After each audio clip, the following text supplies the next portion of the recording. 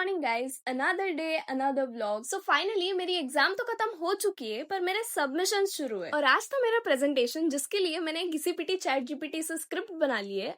अब ये क्यों? क्योंकि मुझे स्टेज डेयरिंग बिल्कुल भी नहीं है। लोग आने के बाद मेरा कॉन्फिडेंस लेवल 0 हो जाता है। मैं अकेले में बहुत बड़बड़ा सकती हूँ, पर ऐसी सिचुएशंस में मैं पूरी सर से पाँव तक कांपने लग जाती हूँ। खैर, अब जो होगा देखा जाएगा। प्रेजेंटेशन देना तो जरूर है क्योंकि लास्ट ईयर है, इसीलिए मैं चुपचाप अपनी फाइल्स लेकर निकल गई कॉलेज जाने के लिए। रास्ते में याद आया कि गाड़ी में पेट्रोल भी नहीं है, इसलिए पहले वो काम निपटा लिया और उसके बाद मैं पहुंच गई अपने कॉलेज। यहाँ आने के बाद प्रेजेंटेशन का तो नामो निशान ही नहीं था, इसीलिए मैंने सोचा अपनी बुक्स ही कंप्लीट कर लेती हूँ, बाकी क्या ही करूंगी। सब कुछ कंप्लीट करते करते मुझे 2 बज चुके थे और हमें तब बुलाया प्रेजेंटेशन देने के लिए। और जब मेरी बारी आई, मेरी तो फटके 4 हो चुकी थी, पर जैसे तैसे प्रेजेंटेशन तो देना ही था। इट वॉजंट गुड क्योंकि मेरे मुंह से तो शब्द ही नहीं निकल रहे थे अच्छे से। अब थोड़ी सी बेइज्जती मेरी यहाँ भी करा लेती हूँ, आप भी सुन लो। and shows the data in readable format.